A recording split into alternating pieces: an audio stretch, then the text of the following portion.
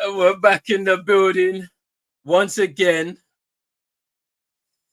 And the OKC, Oklahoma City Thunder are NBA champions. They have arrived on the stage. And we got another champion in the building. Man, like Sam. Hey, bro. Listen, I ain't gonna be as loud. Yeah, I'm gonna be respectful today, bro. Because Why? the stream. Why? Hey, listen. And hear me out. I'm trying to be cool, calm, and collected. Because I'm feeling really good. I've had a good week, bro. You know what? My smartwatch was telling me the night after we did the watch along, I need to rest and recover. I've had energy all week. It doesn't matter if for maybe a couple of minutes I'm snoozing and then then my head jolts back up again. It doesn't matter, bro, because I'm a champion. I'm an NBA champion. Roland's an NBA champ. Sorry, Chino, man. Wherever you are, Chino. But we're NBA champions. And it's a wonderful feeling. I know we're going to break it down a little further as well because it's been quite the journey for OKC. Since that fatal series against the Portland Trail Blazers, where everything essentially that broke up the franchise as we knew it in that very moment. And the journey that we went on, they put out like a short video of when Shea initially signed in OKC and like he was introducing himself basically to the city and the franchise. And it's like the way he has developed as a player, as a leader, as an MVP, as a two-way player, a two-way guard, becoming one of the very best, if not the best guard in the league today. Like, it's an incredible journey. And then you think about the guys that have come along on that journey, your Chris Pools, you know what I mean? And then the guys that are here today who have shaped what the franchise is and how they became NBA champions. It's a beautiful thing when you looked at the parade, how the city responded to it, most importantly. Because one thing about OKC is the fans are loud, bro. Like the Paycom was never dull in the playoffs in the regular season, and it never is. So if there's like a city and a fan base that deserve an NBA championship more than anything, it's them, because they've gone through years of first round exits, finals losses if we're going back to 2012, with that big three, the big three eventually breaking up. When you think about Harden leaving, and then later on it would be Kevin Durant going to Golden State after that horrific playoff series and how we went out in that year, in that specific season. Russell Westbrook winning an MVP and seemingly on a redemption arc, only to fall short year in and year out in the NBA playoffs for whatever reason. Even, you know, when you think about the PG and Russ Thunder and how much hype that was put behind that, when we think about Paul George's MVP caliber season, only to get knocked out prematurely and to not live up to expectations again. So I think with all of the things that have been said about this OKC team being one of the youngest, you know what I mean, to achieve a feat like this, and Mark Daigneault says it all the time, this is an uncommon group. Yeah. These guys, in terms of their mindset, in terms of the leadership and the poise on the court, they're very unique in a sense, to the point where their age doesn't matter. We speak about age a lot of times in sports, saying a lot of the time you don't really have the maturity and the experience to get over the hump, and these guys did that.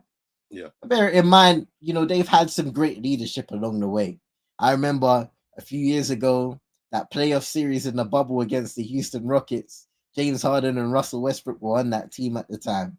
Yeah. And I remember James Harden blocking Lou Dort's shot in the, which was, and then he got the steal as well, right? Yeah, that was like the defining moment, really, for that OKC team, and guys like Shea Gilgeous-Alexander and Lou Dort, who at the time, those guys have been through the total journey almost. But it's moments like that you turn back to and you look back to in a moment where you're holding up the Larry O'Brien or a finals MVP trophy, or you're looking around in a parade at all of these fans that are here to celebrate your achievements and say, it was worth it. It was worth it. And for all the chatter about, Shea being this, the OKC team being corny or whatever it is, all of the draft picks that we've amassed over the course of the last few years because of the astute work of Sam Presti and the front office there at OKC, who have rarely missed a step in terms of draft decisions, trade decisions. We speak about bringing in Alex Caruso, Isaiah Hartenstein, after struggling in terms of our, front court in the previous playoff campaign. They've always been proactive, not reactive when it comes to making moves. And that's been the most important thing. And it's a wonderful lesson for the future of teams that are looking to rebuild and reach the mountaintop eventually. You have to be proactive, but also not reactive in the sense where you're prematurely making decisions that you'll end up regretting in the long run.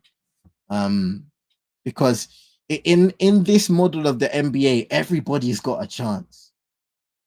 Like, it's going to be hell for OKC next season. Sure, they may be one of the better teams again in the West, but it's going to be hell for them, because ultimately there will be teams who rise. There will be teams who maintain their status in the regular season, and everybody will be gunning for them as champions. The Boston Celtics know that. Every single champion of the last several years has found out the hard way that in a league with parity being the number one kind of trait, it's not easy to repeat. And it's not easy to perform at a high level, even in a regular season. So, this offseason, the NBA draft, it starts from now, really.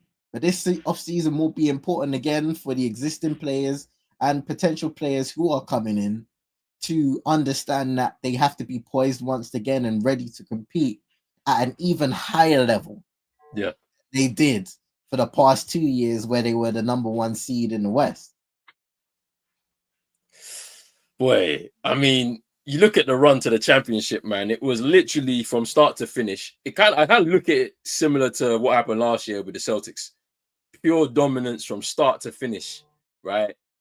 On both ends of the floor, doing the business, and I think for OKC specifically, they hang their hat on defense, and you could see that throughout the regular season and in the playoffs.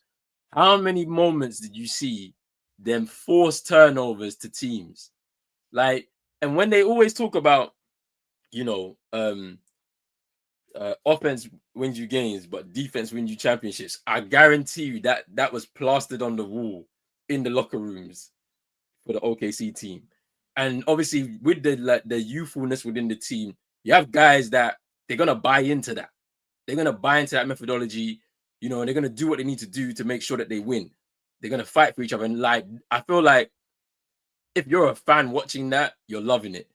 Especially if you're a fan that has watched this team grow over the last several years. Like, I watched the speech that Aaron Wiggins gave at the ceremony, the parade, man. At the beginning of the parade and stuff, right? And he was saying that there were people here sitting in the Paycom when we won 24 games, and it's like, when you look at that, you just say to yourself, how can the team transform itself from that, the lowest of ebbs, to becoming a champion in the space of 3 seasons, 4 seasons, 5 seasons? Like, for me, it's crazy. It's unprecedented. This is something that we haven't seen in sports before, where, like you said, bro, young teams, right, are always unfancied until they get over that hump. Sometimes they need a big boost to get over that hump. To be honest, it didn't really happen that way. A lot of younger guys were trusted to have the keys to this and move it forward. And then they added a couple of pieces in there, the Alex Caruso's, the Hartens, and they've been in the league for a while, so they know what's going on. But the rest of them, and Shay's been there for a while. He's a vet. You could say he's a vet now at this point, right? But the rest of them, they're all young. It's 2 years, 3 years, 4 years in the league. So they've had the keys to this. And like they've been able to push it forward. And like when you look at that run, man, it's just pure dominance, man. Like they set out after getting that number 1 seed last year and being the youngest team to do it, right? They said, no, we're going for the championship this year. There was no other backward step you could make. And like you said, bro, parity in the league, the way it is set up now, literally, you can get your shot. If all the chips fall in the right way, you'll get your shot. And OKC got their shot and took it. Like, yeah, that's it. Like they plain and simple put their stamp on this season, and that was it. Let's talk about some key moments to the championship from your perspective, right? Because I have a couple from me. But what are yours? You know what? The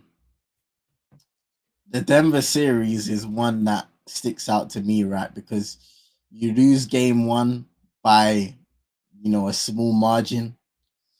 You win game 2, and then in overtime, you lose game 3. Those are moments where you're 2-1 down in a series against a former NBA champion in their own right. A team where I feel like in a lot of the series, like OKC were heavily favored.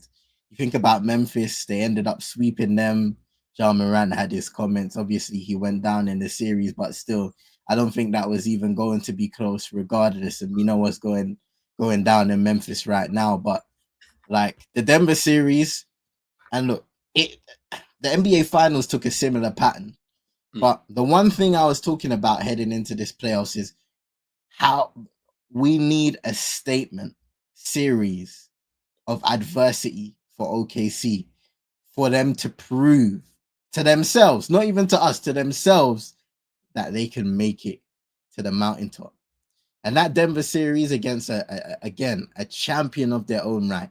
Denver may not have been the team that they were in their championship run, but they're still a fantastic team with players that are difficult to guard, difficult to defend, and difficult to prepare for in general when you speak about a multi-time MVP in Nikola Jokic, Jamal Murray, Aaron Gordon, who ended up getting injured, unfortunately, and toughed it out towards the end of that series. I know I'm kind of sounding a bit mad after the conversation that me and Chino had. He did tough it out. I'll say that. I don't like it, but he toughed it out. But yeah, going 2-1 down in that series, then winning 2 straight, allowing them to take it to game 7 and getting through that situation. I mean, game 7s are not easy. Yeah. We saw it in the finals. And then again, speedy recovery to Tyrese Halliburton, who went down early on. Like, it's just it's a horrible strike of luck, or bad luck, should I say? But yeah, 2 game 7s within that run. They're difficult. They're a slugfest. They're physical. They're slow paced.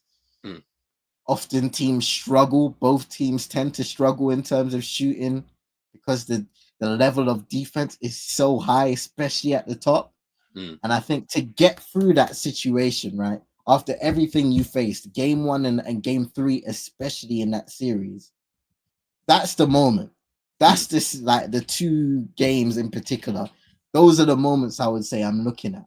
And even in the NBA Finals, right, I'm thinking about in moments, OKC down the stretch struggled.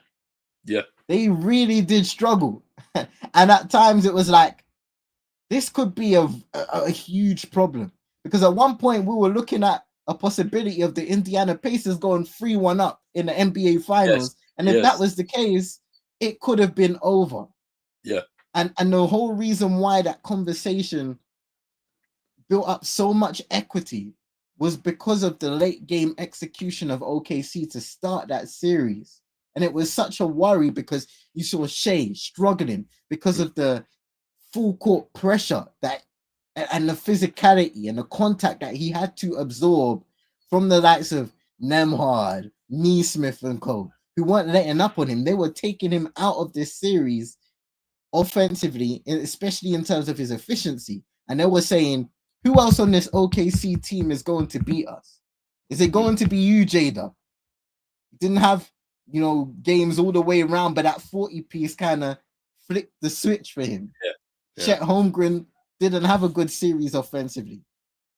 Alex Caruso had a couple of 20-point performances in the NBA Finals, which were absolutely crucial when we think about the way the series was headed. We needed a role player to step up, and he was that guy. Yeah. Aaron Wiggins. So, there were so many signature moments. Like Shea scoring, 15 points in the fourth quarter. Yeah, in game 4? I think so. It was game 4, right? Yeah, game 4. To tie up the series after having a relatively slow game by his standards. It's those signature moments that when you look back and you say, we are NBA champions, that's the moment you look at and say, Shea brought us home when we needed him the most. Fourth quarter execution was questionable in the first 3 games. That game, no questions asked. We needed our MVP to step up, and he was on call. He was ready to stand up for the team. We needed J-Dub's 40 points. He answered the call, bro. It's those little moments that are sprinkled together that make a beautiful picture book ending what it is. So, yeah, man, it's can't speak enough, man. Because I saw people on Twitter saying this OKC team is good, but I don't really remember any moments. There's moments in the finals alone. Yeah, there's moments. But if you go back to, like you said, the Denver series, but let me give you mine actually, right? Because they're not like the ones you mentioned. Like it means we watched it live, we saw it right together. We were here together to see them. But there's 2 moments for me, right? Or 3. Let's call it 3, but it's 2, right? So the first one, yes, man, big up man like Jez in the building. Come on, see Jez, Jez has had the wildest month, bro. Spurs, Europa League. And now NBA champions OKC. I'm telling you, he's at the wildest month. Jez ain't slept. I'm telling you, he ain't slept. Fam. He's been partying, fam. Listen, big up to Jez, man, my fellow champ. Come on. Big up vibes as well in the building, man. Come on. Big up vibes as well, man. As always, man. We appreciate it, man. Come on. There's been let me talk about OKC's moments. Last year, we were on this stream. Me, you, Chino were here, yeah. And then, boom, news drops. Alex Caruso going to OKC. The trading Josh Giddey the other way, right? And when that dropped, we all looked at each other, was like, "Ooh, this is kind of like when the Celtics got Jrue Holiday." Remember, bro? Yeah. That was the moment I was like, they've done a big move here. Like, it was a big one because Josh Giddey, it didn't seem like it was working in terms of that kind of the 1 and 2, between him and Shea, like, and the team decided to pivot and say, hey, Shea, it's your team. We don't want to take the ball out of your hands. Everything's going to run through you. And so making that move where now you can bring Caruso off the bench kind of just changed the dynamic of things. And then Hartenstein following in afterwards, which just kind of completely eradicated that problem that you had with rebounding, right? And the fact that you were able to pick him up because he wasn't going to re-sign in New York. So when those 2 moves are made, I was like, this team is a little bit formidable now, because now you've addressed one issue, and then you've got yourself a hard-nosed, tough defender who, when he can score, and he's an NBA champion as well. Like, so, it's interesting. I find it hilarious that he called his bubble ring not real. He said this was the I can't believe he said that. I can't believe he said that. It's kind of funny, but that was one of the big moments. When the other one was when OKC beat the Celtics both times. So the first game, I remember the first game, right? Celtics came out as like normal. It's like, we're not fazed by this. We're champions. And first half, we were killing OKC. And then the second half came, and then you saw the defensive masterclass from OKC. That stifling defense causing turnovers in transition. And then like every single time it just compounds and compounds and compounds. Shea getting a block on Tatum, then running the floor and then scoring, like, and absolutely blitzing us in that second half to make a big comeback. I think you were 15 points down at the half and you was able to come back and beat us by like probably about 10, 12 points. And that first game, I was like, that's a team that you have to watch them now, because that, like, they've shown even in adversity at home. It's a regular season game, but they showcased what they could do there. And then the game in March, I think it was, in the regular season, where OKC came to TD Garden and ran Shea was frying us. I tweeted it the night afterwards, like when the game was done. I was like, Shea fried us last night. There's a clip where, like, he literally was putting, like, he took Jaylen Brown's ankles. Like, Jaylen Brown is a really good defender, high level. When it comes to like meeting his matchup and he chooses the guy he's gonna take on, when he's on it, like, there's no chance. Like he's that kind of defender. But Shea is a different kind of kettle of fish. You can't really contain him. Like, you're gonna have to foul him, or I think even he fouled out. I think, if I'm not mistaken, him and I think Derek White, they both fouled out in that game. And then I also tweeted that Chet and Hartenstein killed us on the boards, like literally grabbing everything off those boards, and like it just meant second chance points for OKC. And when you won that game, I was like, see you in June. I was that confident that you guys from March, I was like, see you in June. I want to face you guys again, like, because it reminded me of Celtics last year losing at home to Denver. Yeah, and they were the champions at the time, and we lost at home to them by like 2 points. It was like literally last play of the game. Tatum had a fadeaway jumper, and he missed it.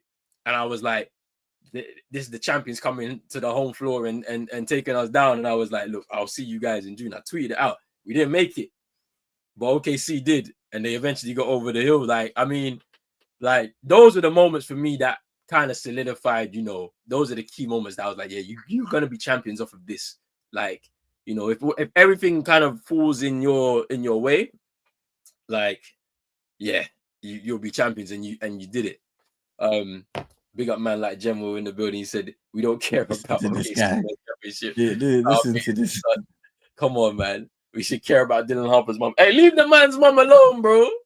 What's wrong with you, man? You see these gooners, yeah? These gooners on the internet, bro. Imagine, yeah, I'm seeing clips out here where the guy's not even in frame having his draft interview. It's just his mom in frame, bro. Hey, leave the guy's mom alone, fam. Mind you, and you know, I only found out yesterday that he's Ron Harper's son, because Ron Harper has another son, okay.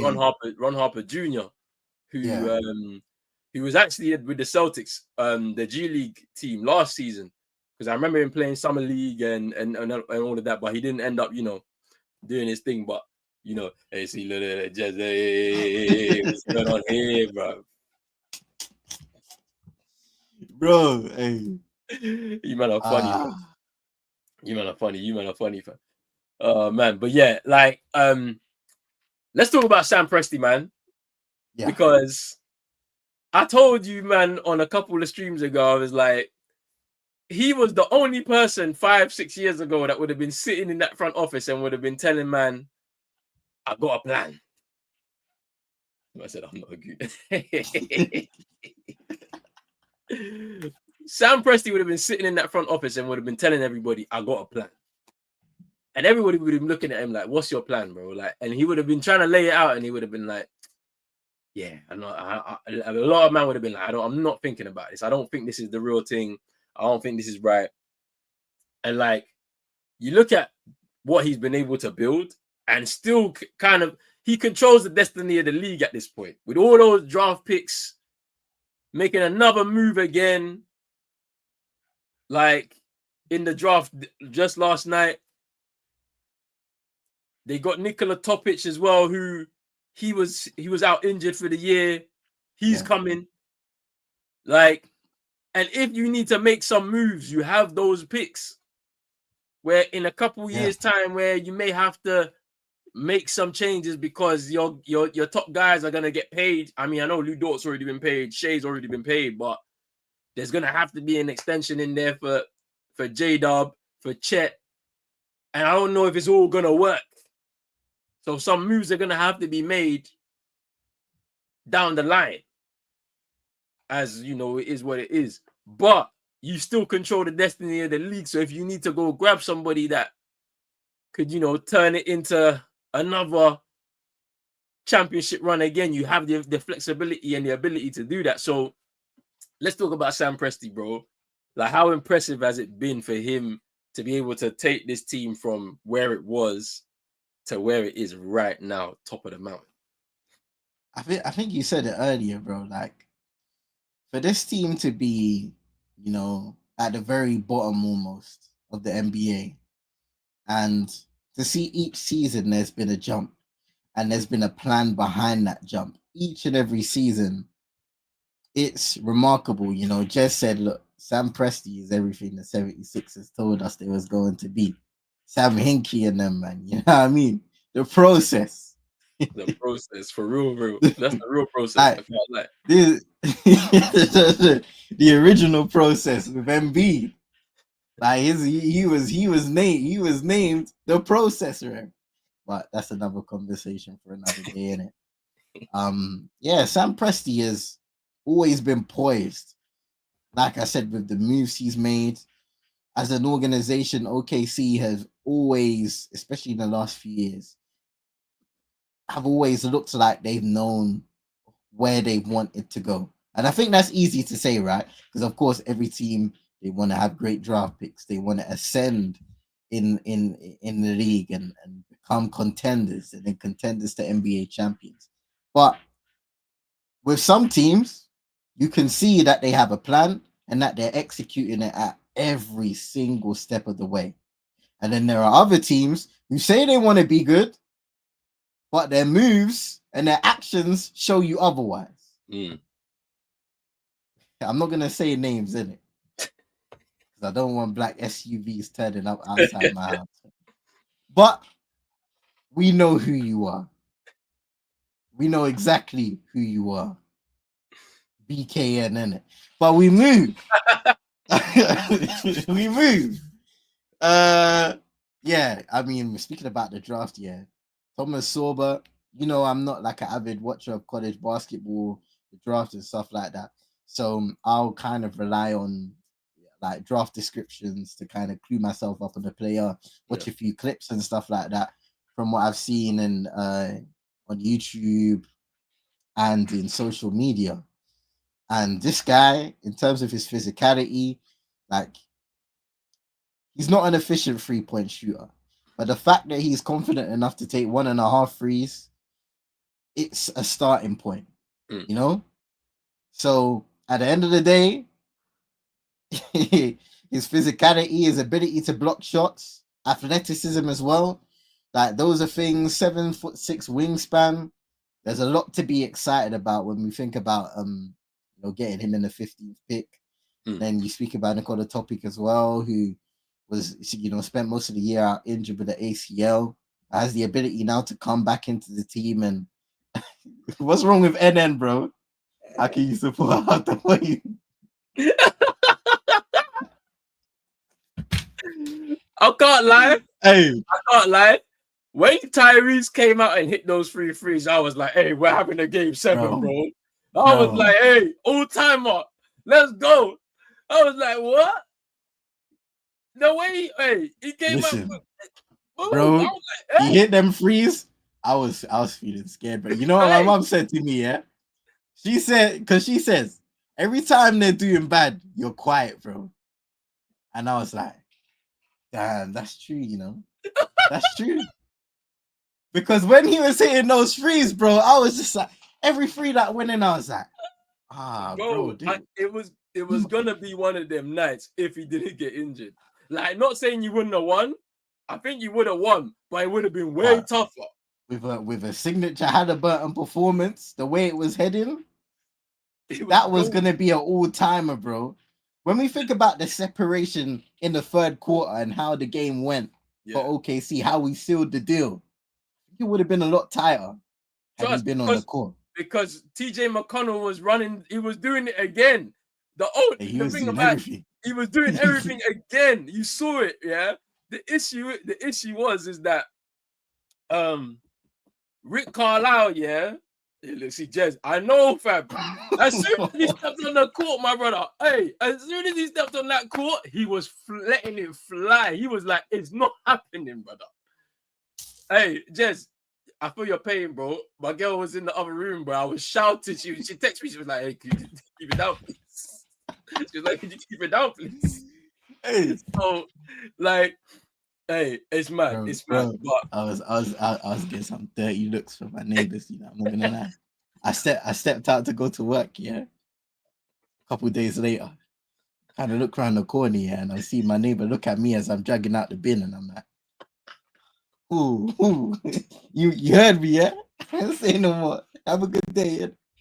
I'm telling you, hey, because we were gonna have them kind of nights, bro. It was gonna be that kind of night, like where we would have been going mad on here. But hey, like I've lost my train of thought, fam.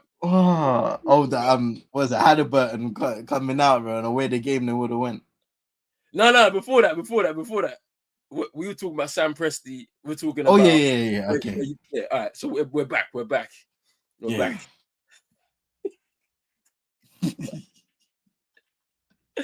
Oh man, but look, yeah, the job of Sam Presti, like for him to be able to build this roster the way it's been shaped, so even effortlessly, right? And it's like the interesting thing is he gonna stay beyond? Because I think he's got a year left. I think as the GM, that's his contract. I think. So does he continue? He's been there for a very long time.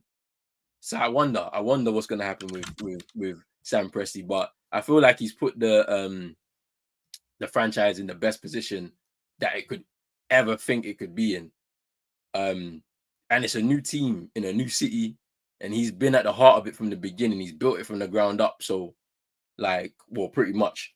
But yeah, like it's an amazing achievement for him, and like it kind of moves us into the next bit where it's like, what's next for OKC? Because like you said, bro, next year, now you saw how it felt. It felt like that for me. This year, I was like, okay, champions. Like, I know the coach is going to be telling the players, like, Joe Mazzulla said, there's no target on your back. I hope it's right here on your forehead so you can see it. Yeah. Like, that's how it's going to be because, like, Denver suffered a massive hangover after their championship. We suffered a little bit of like struggles and difficulty this year, especially December and January. We're 8-8. It was bad. We've never seen the Celtics be that bad for a long stretch, probably since 2022. But they look quite bad. And then they was able to claw it up together and hit 61 wins this season. But OKC, I don't know if it's going to be the same, just because the only thing you can have against you is health. The team is young. Yeah. Everybody's hungry. There's still guys that haven't been paid yet. So they're going to be still going for it. The fact that they can be dominant in the West, I wonder what's going to happen. But what's next for OKC, do you think, bro? Is it, can you be confident right now to say we're going back to the finals again this year? Or is it are you going to have a bit more reserved judgment and see the season play out as it does? I think it's going to be. Give me the real answer, bro. Don't give me the politically correct one, I think we're good. I mean, we're gonna be the number 1 seed again, bro. Yeah. Well, you know what? Without me being cocky and without me being political CM, it's going to be difficult. Yes, but I still think we're gonna be one of the top teams in the conference because we've proved now over the course of the last few years that we can maintain that level, especially that level of dominance. And you said it. There's a youthful exuberance in this team that will be able to carry them throughout those difficult moments. They've experienced a lot as a collective. I'll go back to them, mentioning their age. While age can sometimes act as inexperience, you cannot discredit the experiences that you pick up along the journey. And these guys as a group have picked up a lot of experiences, and they're also a tight-knitted group, which is everything when you go through moments of adversity, when you go through moments of happiness and jubilation. So, like what Jess says, I want to see how this offseason goes. But, the target will be on our head front, like what Joe Mazzulla said, our back, our head front, everywhere, side on. But at the end of the day, the expectation is that we make another deep playoff run once again. Health, like great health. That's what we're hoping for, of course. But yeah, it's not like us on the football side of things where we're heading into the off season, and we can already say where's that? There's no need for ambition, bro. We're in the gutter. No, man. Like there's a high expectation, there's high ambitions, and yeah, this group are well grounded, bro. This group is well grounded. They're tight knitted. They're close to each other, which is very unique with a group. Like when you think about all of their like post game shenanigans and how they interact with each other, this is not a team where you have a great NBA championship side, but not everybody's as close to each other. Sometimes frictions come from winning or not winning, or players not getting the time that they expect to be on the court. There's not a lot of big egos in this team. They all want to win. They all want to compete at the highest level, and they understand in order to do that, they need to come together as a group and as a collective in order to do so and empower each other to be great and to get better each and every day that they put the work in. So yeah, I'm looking forward to next season for OKC. And hey, listen, man, look, people were talking about the turnout of the championship parade, bro. There were a lot of people there, man. Don't you worry, because I know you ain't see one in a minute, bro. Nah, I did. I don't know. I don't like when people do that though. I don't understand, because come on, man. Like, come on, because it's like Oklahoma's not big. It's not big city, bro, and it's like everybody that's in that city supports that team, bro. Like whereas in some of the bigger markets, there's the team in the city, but then there's other people that be from other places that will be there and then just be sitting there like supporting another team. So yeah, I don't get that. But anyway, what's next? Wait, the comments are making me die, man. Sorry, man. No, that's all good. These guys, man. What's next for OKC? I think it's another run to the championship. That's what I think. It's another run to the championship. I don't know if they're gonna get through the whole season healthy, but it's another run to the championship. Like there's not, you can't go back. You can't go back. Like you can only go forward. And for OKC, it's like, can you make history? Youngest team to go back to back, or the first team to do it in 8 seasons. You know what I'm saying? Like, because it was a chance for the Celtics to go back to back this year. We fall short. OKC have that opportunity to do it next year, and that's where, can you break the parity?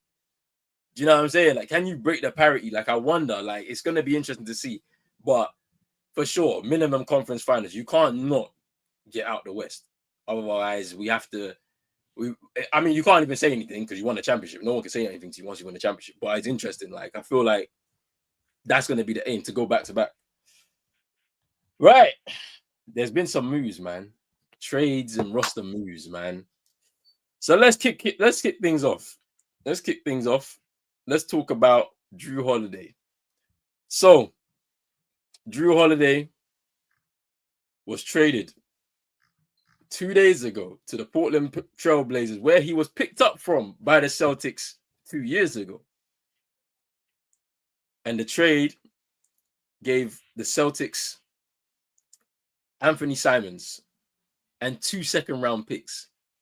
When I saw the 2 second-round picks attached to that, I was like, huh?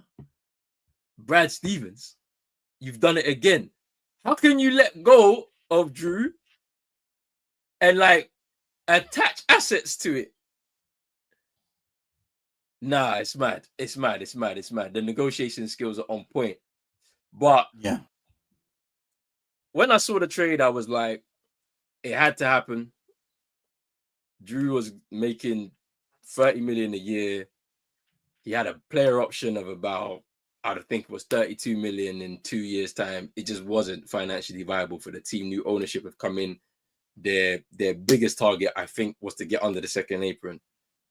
They did it with the Porzingis trade, which we'll talk about in a little bit. But when I look at that trade, I'm like, you're losing the defense of Jrue Holiday. We've seen his ability going back to last year in the playoff run in the Eastern Conference Finals. What he did, slid his feet and intercepted the ball from Nemhard to go up court and basically sealed a 3-0 win for the Celtics on that night. But that was one of his big moments. But like his ability to defend and score at times for the team, his ability to be a Swiss Army knife and just kind of play a role. He was happy to just let the guys do their thing, and he played whatever role that they needed him to play. I love the fact that we was able. He's a great roller and cutter, so he'd be in the dunker spot a lot, so we can find him always empty. He's also somebody that can guard 1 through 5, and also he attacks your big as well in the post. So like it's just you're losing that, and then you're getting a guy who he fits the system to a certain degree offensively. We're talking about Anfernee Simons. He's been a 20-point per game scorer in the league for, I think, the last 3 years at the very least. He's only 26 years old. He takes about 9 threes a game. I don't know if he's going to get the same opportunity with the Celtics, especially with JT and Derek White leading the team next year. But I think his numbers will even improve. He'll be a lot more efficient from 3. So it's going to be interesting. And he's somebody that can create his own shot, which you're going to lose. Obviously, no Jason Tatum.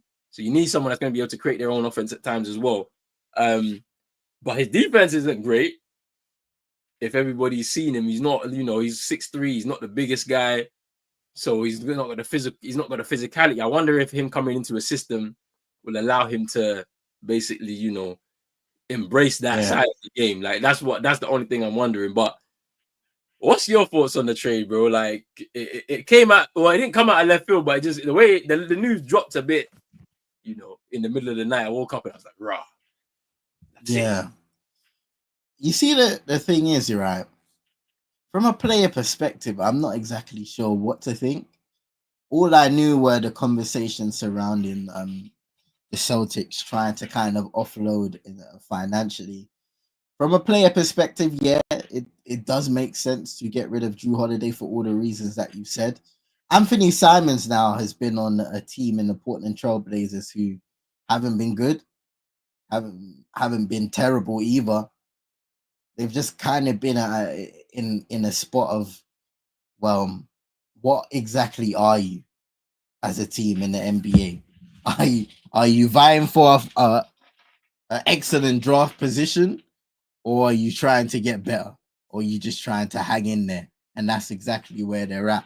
But Anfernee Simons obviously was one of those guys that at the time they probably looked at to succeed from Damian Lillard, and kind of be under his tutelage when he was there in the final few years of his tenure as a Portland Trail Blazer.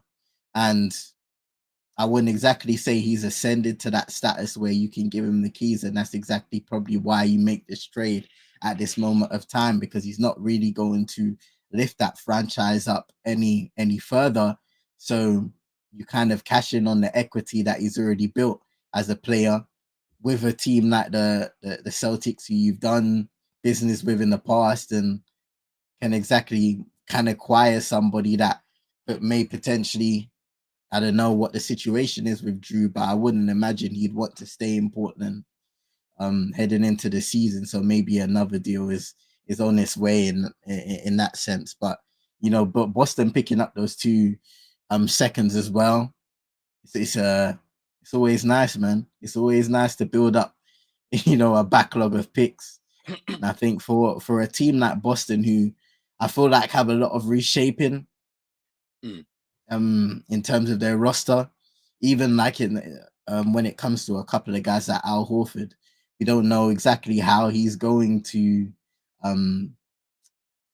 regress or how slow his regression will be as he continues to get older, especially with Jason Tatum having a season out now, basically with that ACL injury. We spoke about the future of Jaylen Brown and whether he will be a Celtic next season or not. I think he will be. I think it would be rather foolish to break up the two Jays after they basically proved they are a championship caliber duo. Especially after all of those years of everybody basically telling you that, yeah, it's time to let go. You need to trade one of those guys in order to take that next leap. So yeah, it's gonna be interesting for the Boston Celtics. And you kind of explaining how Anfernee Simons could potentially fit.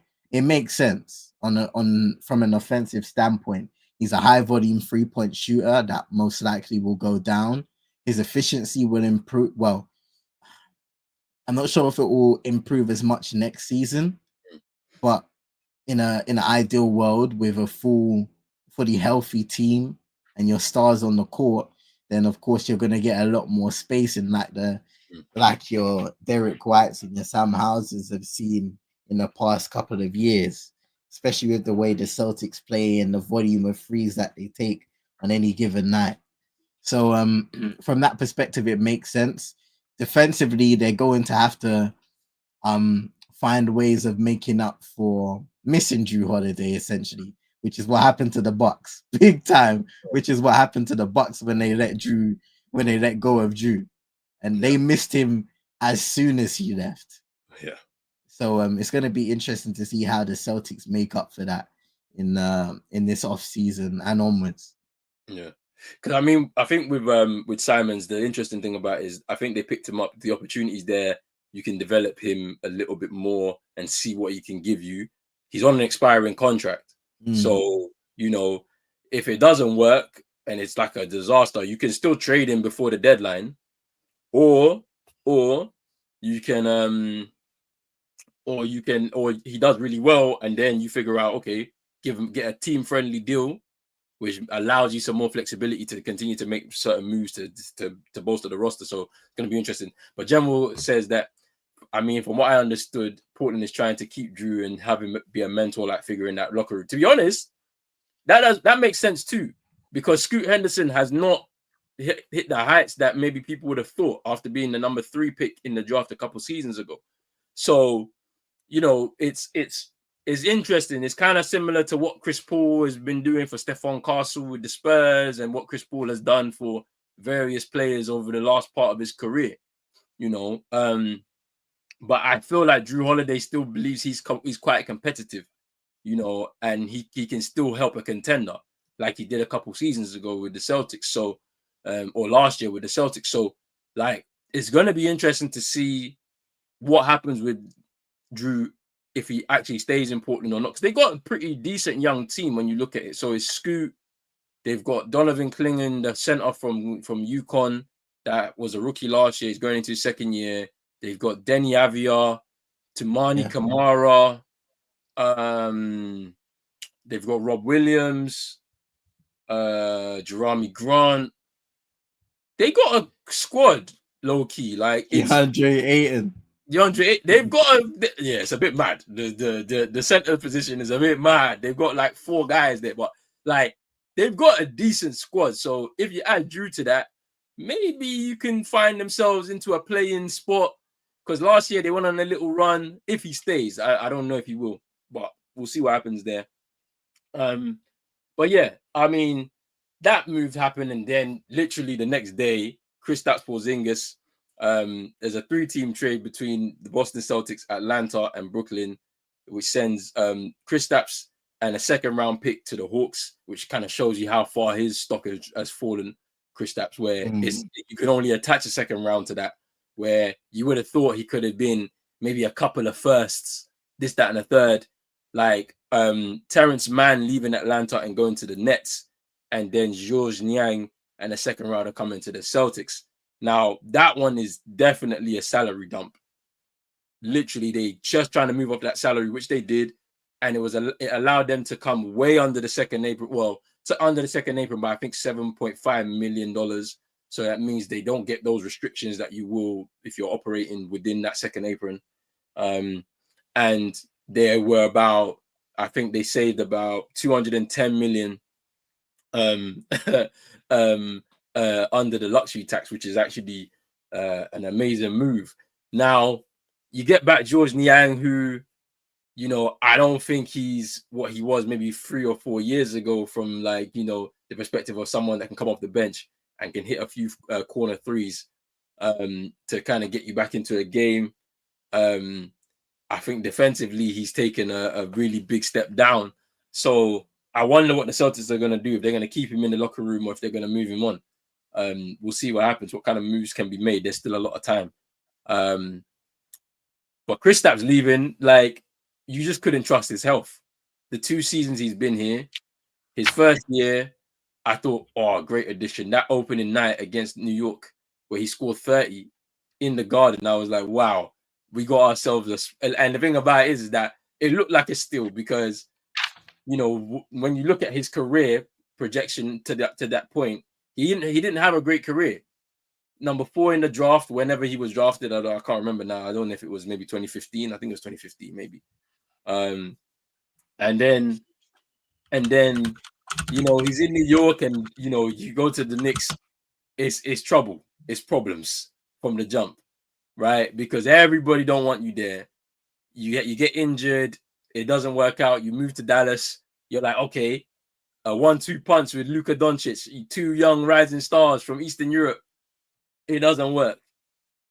And now he's in Washington, one of the graveyards of the league that we've seen over the last several years after the eventual breakup of John Wall and Bradley Beal and whatnot, and how that's all kind of falling apart. He's there and he has a career year in his second year, I think, there. And everyone's like, oh, the people are looking, but they're not so sure. Celtics take a chance and boom, straight into that lineup. We're stretching the floor. You're playing in that offensive style from Joe Mazzulla, and it's like, yeah, this is it. This is championship. He gets injured in round 1 of the playoffs, comes back in game 1 of the finals and gives you a performance in that stretch of time that he had. He scored like 15 points, got 2 blocks. Like, he was going crazy. So we'll always love him for that. We'll always love him for that. He loved being a Celtic. He had a big smile on his face throughout everything that happened. But to go into this playoffs and play the way that he played, the massive drop-off, the lack of reliability from him, unfortunately, it was his time to go. He got paid too. When he came, he signed an extension, but ultimately it wasn't enough. And he goes to Atlanta, which I think is an interesting move over there, because I would have loved to have grabbed one of their guys from Atlanta if it wouldn't have been like, even if it was like Okongwu or somebody, like just the other way, but it didn't happen, unfortunately. So, but for them, it's an interesting move now. It kind of gives them a bit more, I don't know, like something else to their squad, because now you've got that outside shot now. Like you got the 5. Like it could be a nice 2-man game with Trae Young. Like you just don't know. Like we gotta let it go, bro. We gotta let it go. You know what did they say? Put the fries in the bag. You took it out, bro, and it was soggy. Don't even think about consuming that fry, bro. Nah. Like that. Let's not speak about the 2-man game, man. Let's not speak about it, bro. Because ever since we saw Atlanta Hawks touch the conference finals, they've been missing. Yeah. Seriously missing. It's been bad. I don't know what they do. Nobody else has ascended. They've made moves over the years. I mean, Clint Capella just hasn't worked out. And he's regressed as a player now. If you compare him to his years with James Harden, where, you know, that pick and roll lob threat was elite at times.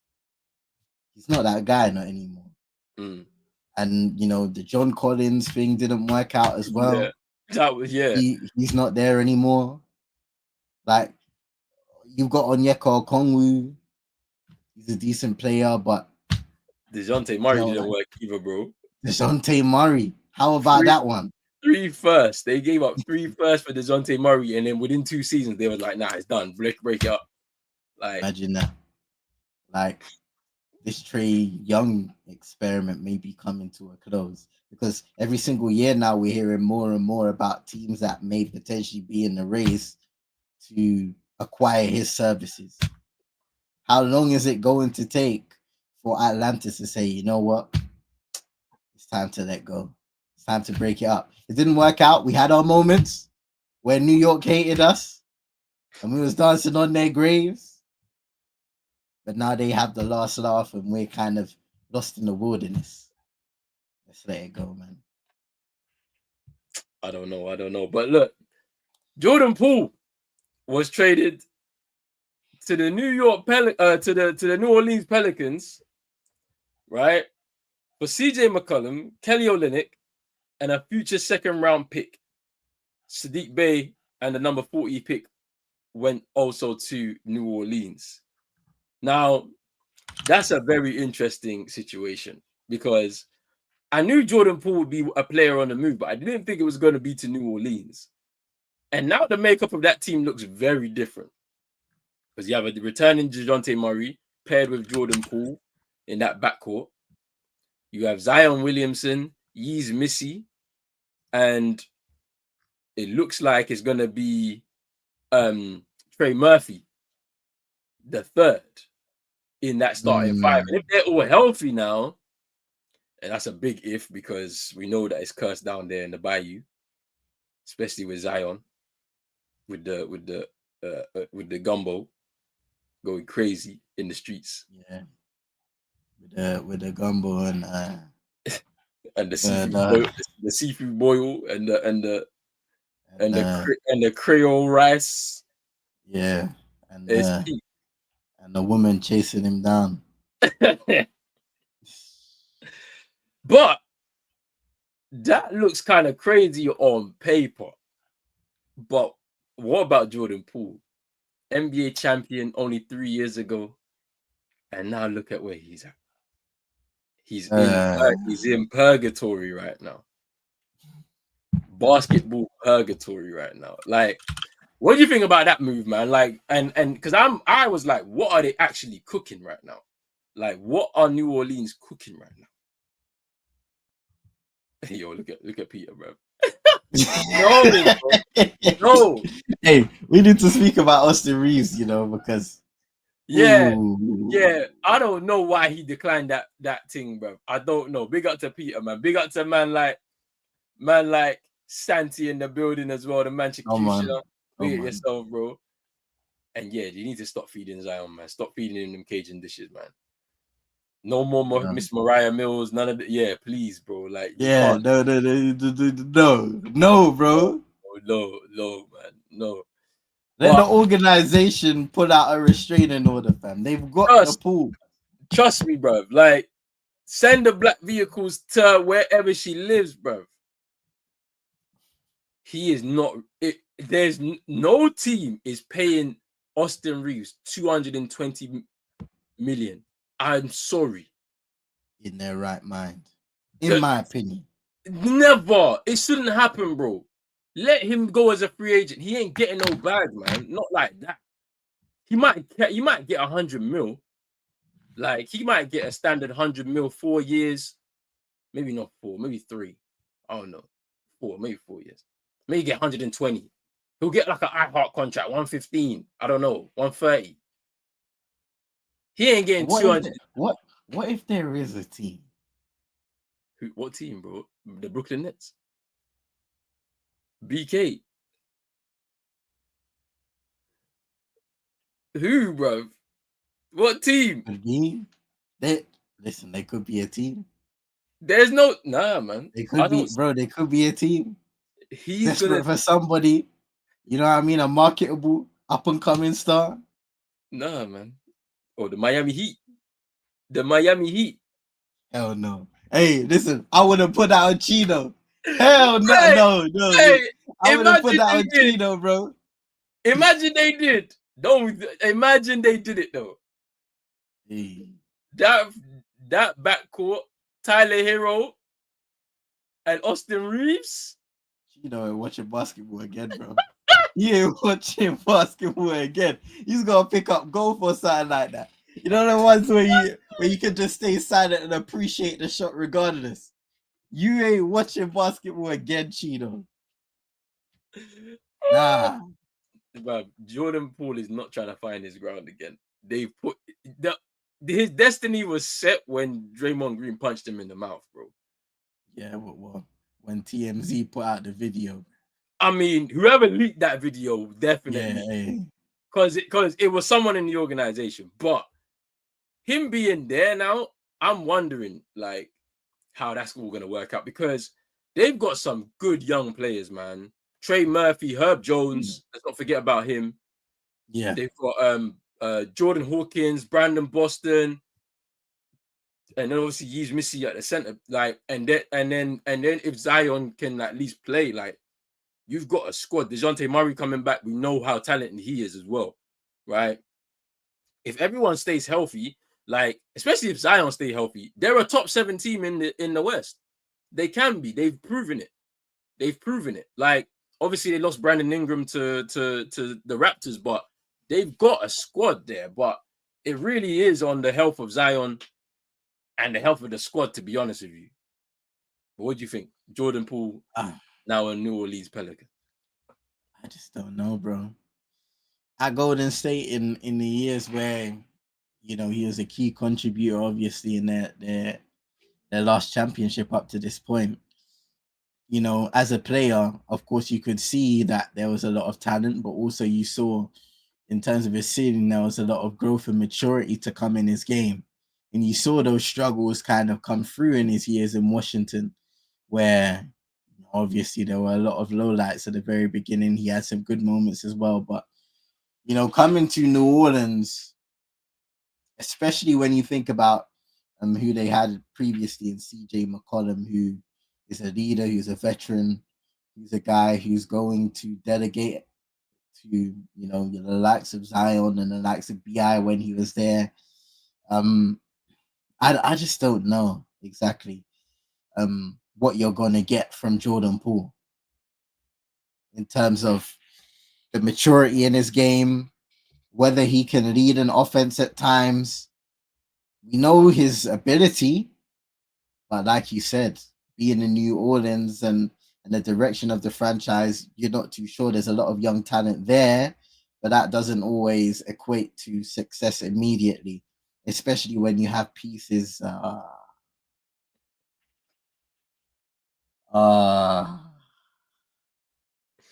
If you paired them two together, 47 days, 47 nights, bro. It's mad. It's mad.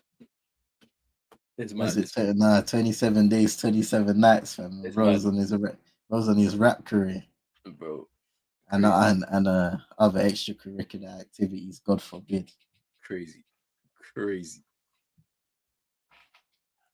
But yeah, I don't know. I don't even know what to say after that, man. But I don't know. Like Joe Dumas, I don't know what kind of moves they're making. I don't know what they want to try and do. It doesn't look like a team that's gonna rise up the standings, especially if they don't have health. That's the thing that I'm wondering. Like, I don't know. But look at Washington though. And I'm gonna say it here on this year. Washington are a sleeper in the East for next year. That's my sleeper team next year. Because they got veteran presence, Marcus Smart, obviously CJ McCollum now, and then obviously man like Chris Middleton. Then the young players, Alex Sarr, Bob Carrington, Bilal Koulibaly.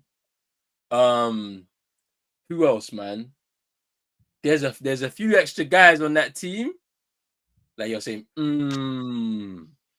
this could be different. Because Bilal Koulibaly, I think this is now year 3. Alex Sarr, year 2. Like Bob Carrington, year 2. It's gonna be good. And then they drafted a young guy as well last night. It's gonna be interesting. I ain't saying they're gonna win nothing, but they're gonna rise up definitely, bro. The reason why is because Last year, they went on 2 16-game losing streaks. You think that's happening this year with the squad that they have? I'm telling you, fam. I'm telling you. Hey, nobody's trying to hear you, know. I don't even want to hear it. And that's fine. Hey. That's fine. If you go back 3 years ago, yeah, I told man that the Indiana Pacers, yeah, were a sleeper team in the East. And look at where they are. They were 1 game away from an NBA championship. Please, man. They got some young talent there that next year, the coach might need to change. Don't get me wrong. They need to change the coach. I don't think the coach is good.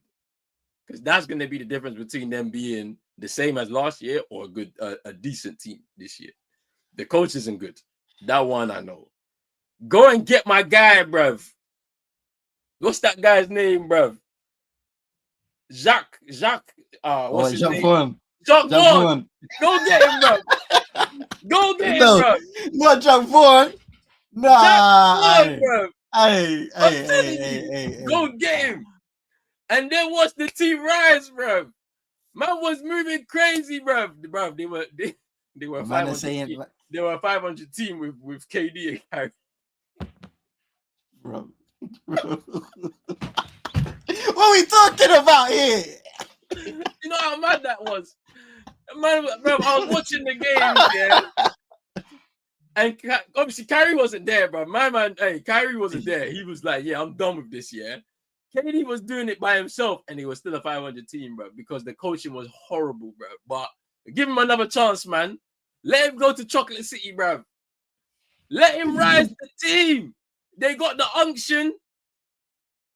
Marcus Smart, Chris Middleton, CJ McCollum, veteran presence in that locker room. Let's go, man. They're going to rise again, bro. I want to see Marcus Smart in the playoffs again, bro. He's been going outside. The playoffs, yeah. The playoffs. No, the play-in. Round 1. Bro, it might even have it. Play-in 9-10 game against Miami. I'm telling you. 9-10 game. Oh, nice. Yeah, I'm booking it now. Washington, Miami, 9-10 game for the playing spot for the 8th seed, bruv. Come on, man. Ooh. They're gonna Nations lose. Capital. They'll lose. Nations. They'll lose the 9-10 game, but they'll get there though. That's what I'm saying. Washington, Kyrie. yeah. Pray for the nation's capital. That's what I gotta say. Hey, it might not be there anytime soon, bro. If Trump gets his way, bro. But if Iran get their way, bro, it's all peak. I don't know, innit? How come the president not go to the games, bro? Bro. Why don't he go to the games? They don't even show him love. I mean, I kind of know why, but still. Yo, big up watching it here, man. Hey. Hey, they need Gil back. Let Gil go to the... They didn't even let Gil come into the stadium, bro. It's peak. Look, and no one's having it. It's fine. I'm going to take my L at the end of next season when they don't make it and they're back in the draft again. Lottery pick. But until then, I'm calling it now. 10th seed, play-in, 9-10 game, win or go home, and they're going home in the play-in. I'll say that for sure. But 9-10 game, I'm telling you, fam. They're sleeping. They got the unction going on, bruv. All right. Kyrie, he signs $119 million 3-year deal to stay with the Dallas Mavericks. What do you think about the move, bro?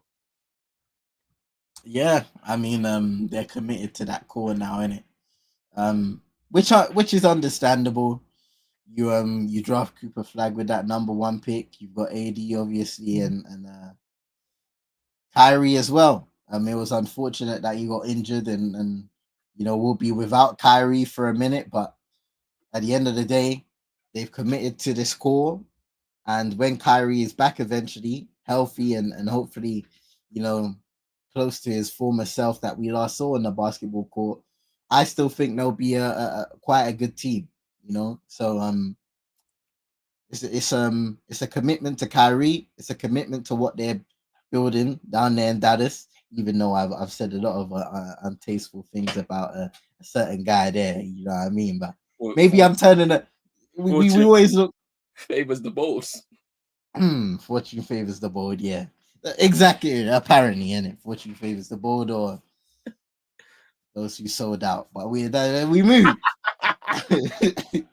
We move, innit? Wow. Yeah. That's the world we live in, bro. Not the bold. The ones who sold out. The ones who said, I have no conscience. I have no soul. I will feed you to the big market. Just let me get mines back. But it's all good. Yeah, shout out to Kyrie, man. I'm sure when he returns, he'll be one of the best players in the world, like he was previously.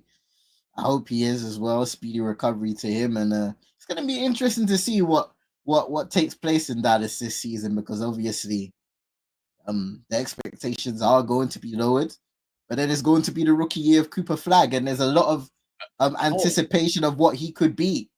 I don't think it's going to be low. I feel like there's like, even without Kyrie for most of the season, yeah, let's say, I still think that the expectations are going to be quite high because Daniel Gafford's re-signed as well. You know, he's got his 3-year deal. He's got that money now. His 3-year deal, 60 million. He's got 20 million a year. He's like, okay, so he's going to be there. You've got Derek Lively, who they're expecting to make another leap, and then AD's there. So it's problems, man. Like, it's gonna be interesting to see what happens with them. I don't think they're gonna do anything crazy, but Cooper Flag there now. The fortunes of the franchise might be like, everybody might come back to the arena. They're gonna stop having the funerals. No more funerals and all of this type of stuff. Like, it's over now. They got their number one pick. You saw what happened on the lottery when they did it, bro. You saw the whoever was the black guy that was representing them, but man was like this in the camera. He was doing all this. Believe it. I was doing all of this in the camera, bro. Listen, yeah. All I'm saying is, this is deeper than rap, bro. I'm telling you. It's deeper. Me, I'm a conspiracy theorist. I don't care, man. I'll say it live. I'm a conspiracy theorist. So I know there was some deeper things going on behind the scenes. They told him, hey, LeBron is leaving the league in the next 2 years. Yeah, see, you guys are problematic for saying these types of things. Hey, leave him alone. Leave him alone, bruv. He's got to find a way. Him and Kyrie got to link up, go see the spiritual healer, something to get him right for this year. Because if he's not on the floor, it's problems. It's big problems. But they definitely made a call and said, hey, look, LeBron is leaving. You know, we got to find a way to get him out of your franchise, and we'll give you that number one pick. They made Nico the fall guy, even though he did step in the mud himself, you know, with some of the stuff that he was helping to leak out and all of that type of stuff. And then doing everything under the table with Rob Pelinka. And then when the press conference, like, imagine you've traded your franchise player and you're doing press conferences. Crazy. And then Jason Kidd is there just sitting there like shocked by everything that's being said. When I saw that, he was baffed. I couldn't believe it. Nico, they saved your bacon, fam.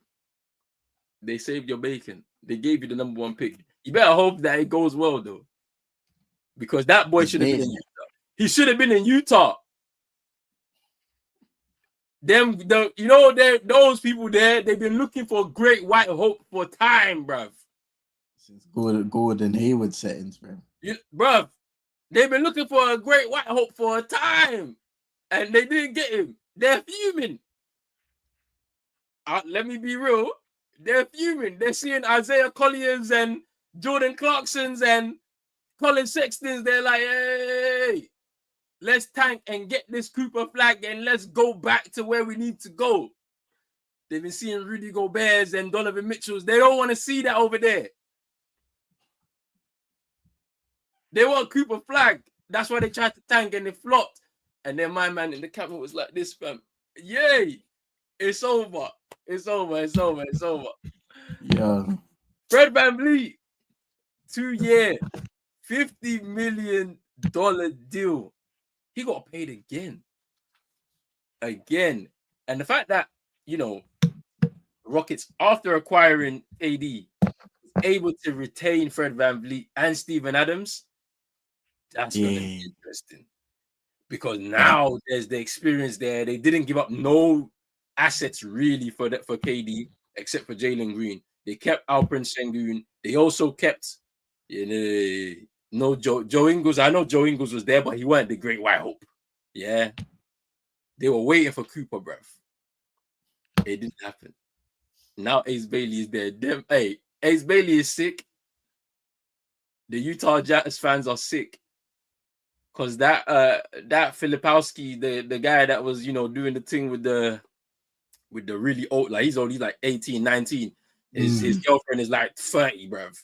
And they were talking about they took this is the conspiracy theory that coming out. They said they took him to a Mormon church and them things there, and they converted him. And then she stuck with him, and his draft stock fell. If you watched last year, I was watching it. I was like, rah! Man was supposed to be a top 5 pick, and he dropped all the way to like 25, bro. And it was like, it's because the storage was coming out. But anyway, let's leave that for another time. Conspiracy. Fred VanVleet signing a deal to remain with the Houston Rockets, is crazy. Because they've retained their veteran core. Dylan Brooks not there, but him and Steven Adams are there to help continue to push this team towards a championship. What do you think of Fred VanVleet signing that 2-year deal for Houston? How does that, help their team continue to extend this run? I think as they, you add Kevin Durant, and you make those moves to reshuffle and to improve around, your mix of young guys, your vets, and of course your elite coaching. It's important that you retain those guys that have brought you at least to the point where you now can obtain a Kevin Durant and potentially get to that next level on paper. So Fred VanVleet has proven year in, year out since his Toronto days, he's an NBA champion, by the way, 2019, that he can contribute at a good level from that guard position. He's a competitor, and he's most importantly got that champion experience that he can pass on to those younger guys, but also improve on a nightly basis, that team overall. So I think it's a good move for Houston. You mentioned guys like Steven Adams. You've got Kevin Durant now. So you have that toughness, you have that veteran presence and leadership, and then those young guys in Şengün and Enko can flourish and continue to develop in that sense. So yeah, it's going to be an interesting season for Houston. Peter's saying top 6 seed guaranteed. It's going to be an exciting time for those in H-Town, because at the end of the day, you've got a guy in Kevin Durant who is still at one of the very best scorers in the game of basketball. Guys are saying that he's one of the greatest pure shooters of all time, and I ain't disagreeing with that at all. So we've spoken about them throughout the entirety of this season, about their balance in terms of roster construction, really good coaching in Ime Udoka, and now they've got a guy that can potentially take them up a next level. And you hold on to the guys like VanVleet, Steven Adams, and co. So you can't go wrong with making moves like that. Yeah, it's crazy what they was able to get him for, man. Because it's like, I would have thought Tari Eason would have went out, Jabari Smith Jr. would have been out, but nah, like they retained all of those young guys, like, and then also keep some of their draft picks as well. Like, so they own some of the picks from the swap that was made for that basically went to Phoenix, right? They retained those ones that they've got. So it's like, bruv, what's happening here, man? Yeah, the thing about it is, because they still have those assets, that could potentially be a thing. It could be. I don't think so, though. I don't think Giannis, because Giannis, I don't think is asking that.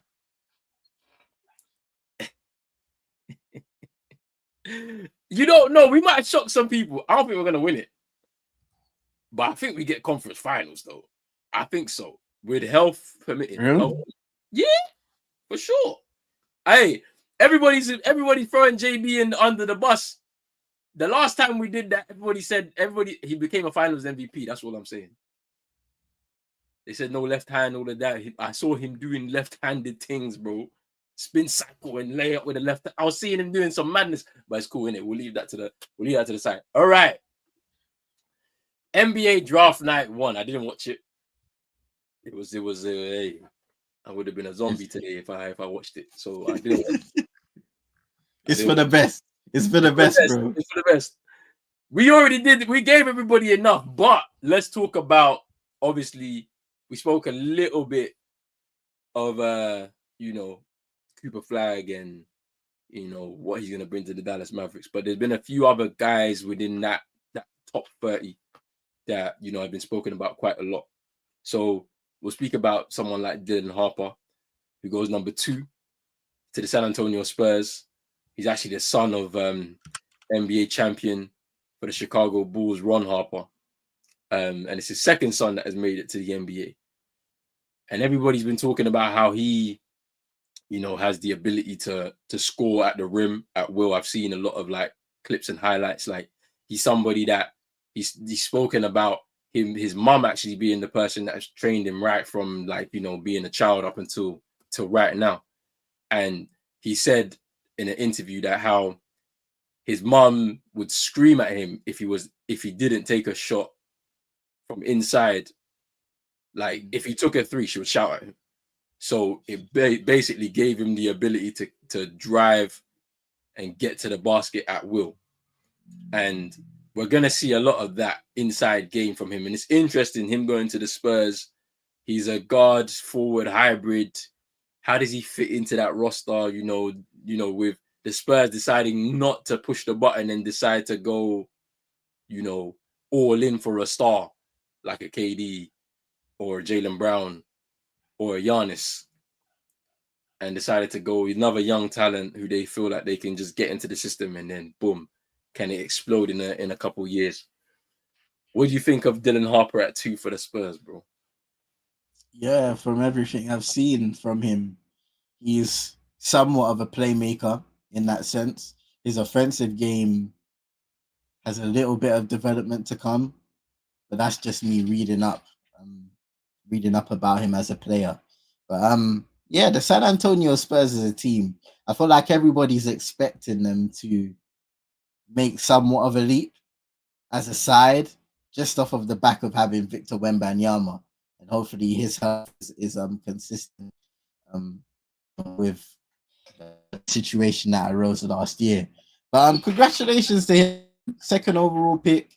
He's going to a franchise that historically has developed young talent really well, and they take time and they pride themselves in developing young talent. Even when we speak about, guys of the past, like DeJounte Murray, for example, had like great comments about Greg Popovich, who obviously isn't their head coach anymore, but is still within the organization in a different capacity.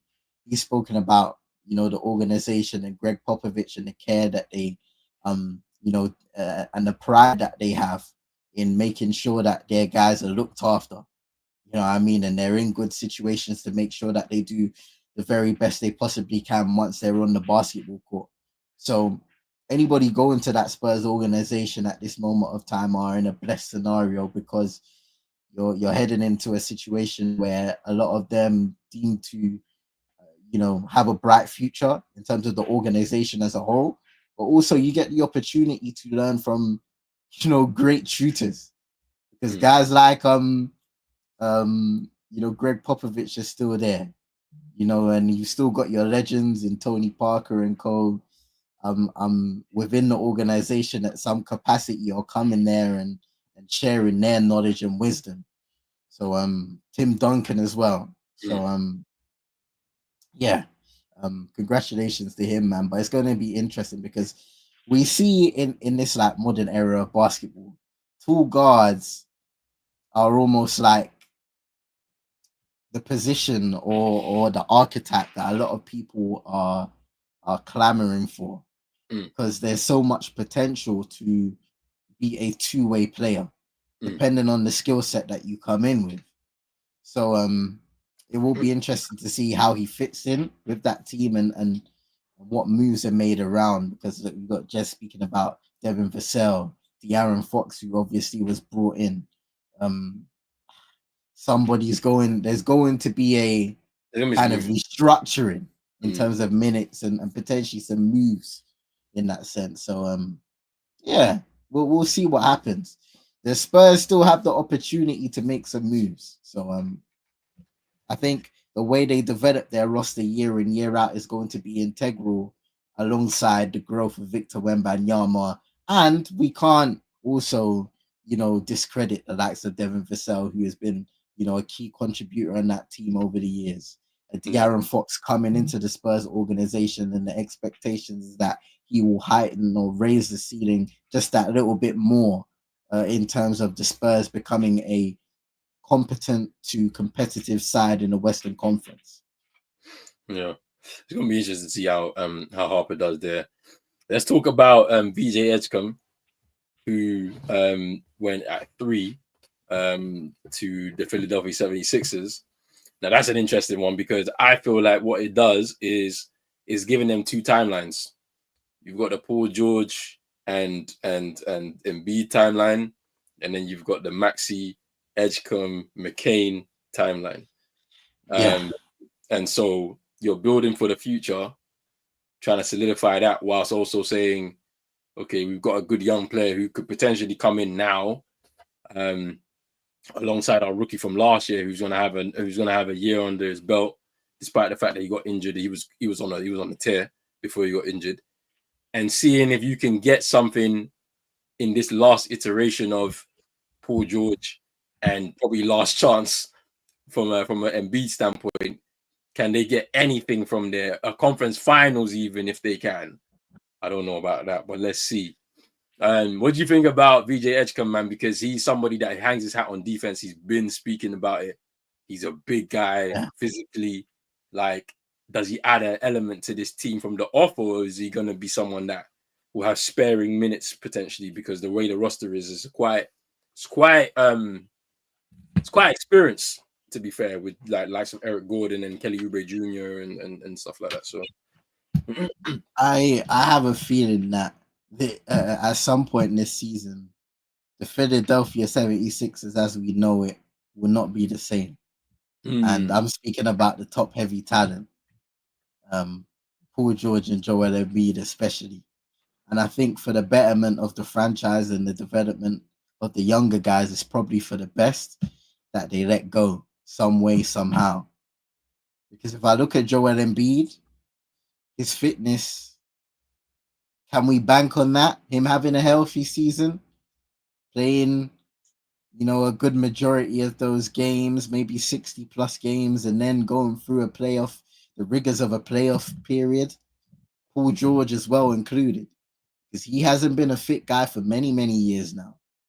Going back to his, obviously Pacer days, Clipper days, OKC days, now as a Philadelphia 76er, he has not had a healthy season in a long, long time, Paul George. So and then we'll say yes, MVP will play. He may play, but will his body allow him to? I don't know if he's going to say. I don't know if he's going to play back-to-backs, man. They went into last season saying he wasn't going to play back-to-backs, and then the NBA investigated them straight off the, you know what I mean? Off the top of the season tip-off. So it's like, it's a 3-day investigation. A 3-day investigation.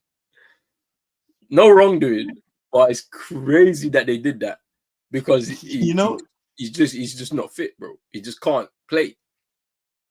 And it's unfortunate because he's an exceptional player, Joel Embiid, former MVP, a multi-time MVP candidate. But when it comes to VJ Edgecombe, he's an athlete. An athlete.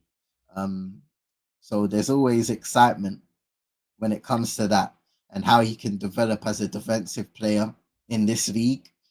When I look at Tyrese Maxey, obviously McCain, who had a good season before getting injured, like you got to look at your young guys, right, and say, this is who exactly. Not to say we're gonna give any of these guys the keys, but we're hopeful that we can make something out of our future, and it starts with you guys.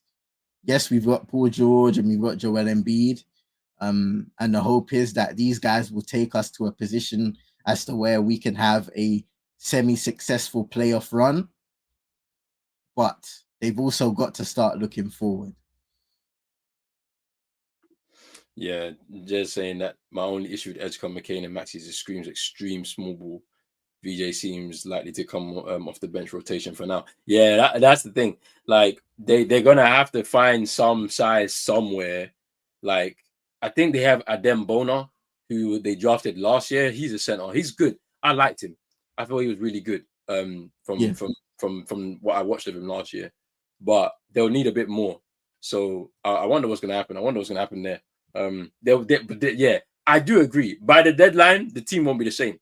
There were some players are gonna have to go. I don't know how they're gonna move off that Paul George contract. I don't know because I don't know what team is going to take that contract on. It was 5 years, 200 mil. No one's taking that for who he is at this moment in time, and he's way more interested in podcasting right now. Man, like, how can you have a podcast? It's the NBA draft, and you're talking about a potential signee, yeah, in Ace Bailey on the podcast before the draft, criticizing him. Like, I get it. Like, you're media now, so you're gonna criticize, you're gonna get involved in all of that, but you're an active player. It's not like you're retired. Like, you're an active player, bro, and you're on one of the teams that the team is trying to draft the player. Like, it's crazy, man. Like, it's crazy. Like, you have to save yourself on podcasts. Yeah, I don't know who's going to take on that contract, though. Daryl Morey is a liar. And I'll say it again. I will say it again. Daryl Morey is a liar. And I will never play for the Philadelphia 76ers again. Bro, it's mad. It's mad. Ace Bailey had 3 places he wanted to go to and be drafted. The Washington Wizards, the Brooklyn Nets, and I have a feeling it was the Pelicans. I have a feeling it was that. I'm not sure. And he ends up in Utah as the number 5 pick. What's your thoughts on that? Because my thoughts is that's crazy. When I woke up this morning, I was cracking up so much because I was like, they traded him to Utah.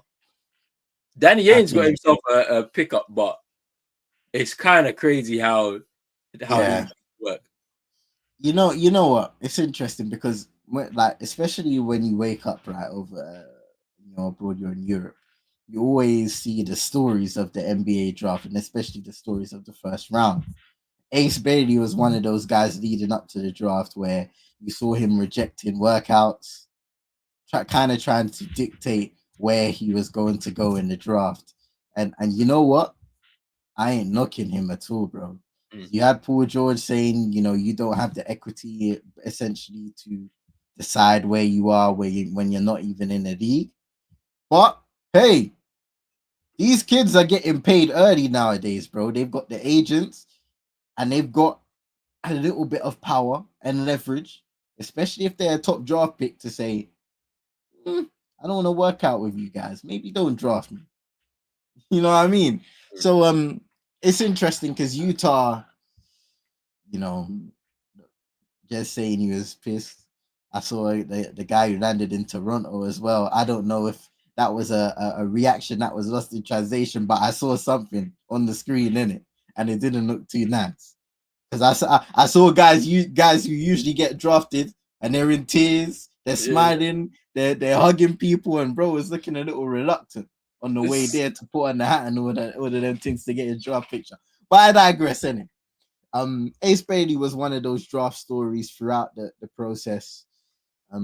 As a shot maker, he's talented. Now the question stands in terms of his efficiency and his shot selection, which is something we will see in this Utah team, especially because most likely he will be given the opportunity. Now we know that Colin Sexton may potentially be on the move. And we'll see how that kind of Utah roster reshapes if they do any major dealings, anything along the lines of that going into the new season. Because they still got Lauri Markkanen, right? I was literally about to, like, and that's now very strange because you got him, who's a vet in the league now. Yeah, Jordan Clarkson's there.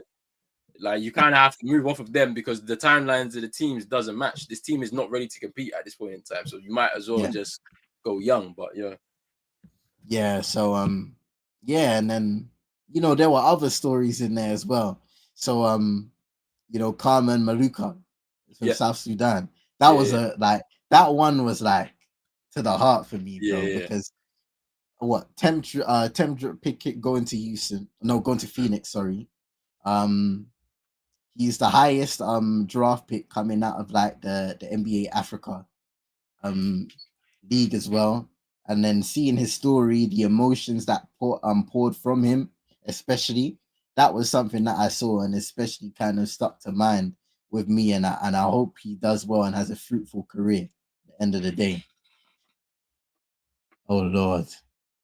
Not a small bro, straight faced, Listen, when I mention a thing, guys are cheesing. Even like, bro, we were just speaking about.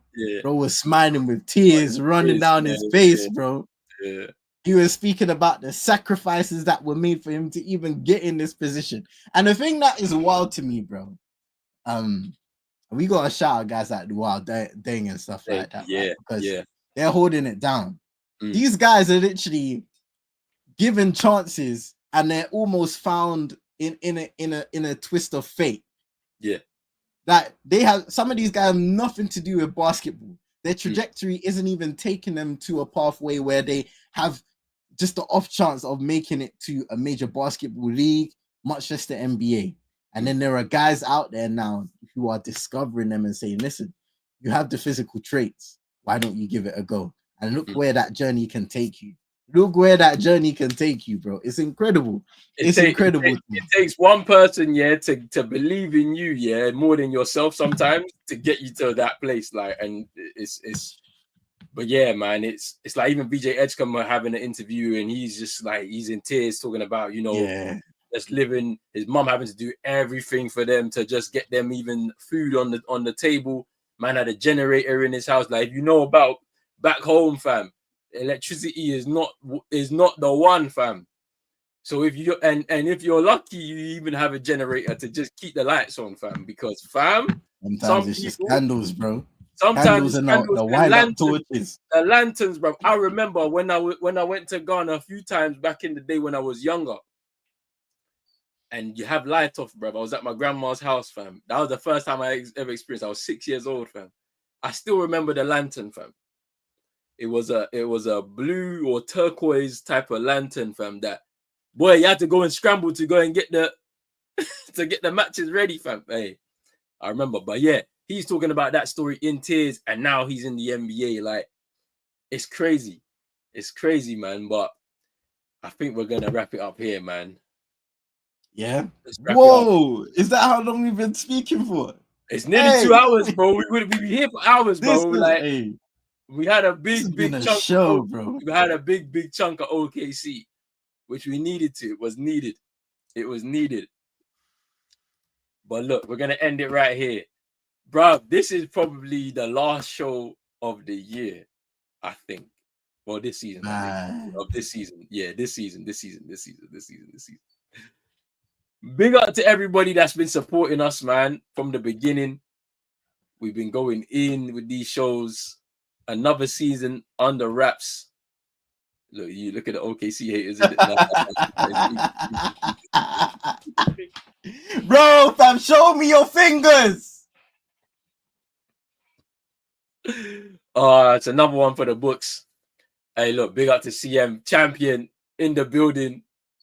Once again, big up yourself, bro. Let people know where they can find you. Listen, yeah, you can find me over at CM22ET on TikTok, YouTube. You can also find me on LinkedIn as well because I'm on the way to becoming a videographer and offering my services. But I'll let everybody know on a later date. Come on. But yeah, man, you can find me on LinkedIn. I'll plug it somewhere else. But yeah, we're champions, bro. We have always been like-minded individuals when we're speaking about sports, life, all of that stuff. We got rings on our fingers now, bro. I'm ready, man. Nobody can talk to us. No one can say it's different. Even Chino can't say anything, fam. Chino can't say different. We got the haters looking on the outside, bro. Imagine when the championship ceremony was happening and I was there cheesing at my screen, looking at my team celebrating, and Adam Silver getting ready to hand Larry O'Brien to hand over the finals MVP. I had to turn off the sound of the stage because all I heard was Chino yapping, bro. I had to remove him a couple of times, bro, because fam, he was ruining the ceremony, bro. Just hate, bro. Hatred. Hypnotized with hatred, fam. And big up Jez as well. Come on. Welcome to the club, bro. Welcome to the club. Because there's people in the comments here and General. We're calling them out today, bro. Because you guys have no right to be speaking about us. About us. Because all we see is the color gold, bro. I'm colorblind. All I see is gold. We don't care if you're a Heat fan. You ain't done anything in the last 5 years. We're talking in recent times, and finals appearances, second place don't count. We don't know you the will losers. Be saying the same. We don't know the losers. We only know the winners. The last ring you got, LeBron was on your team. It's peak. It's peak. He won one in Cleveland and in LA since then. It's peak.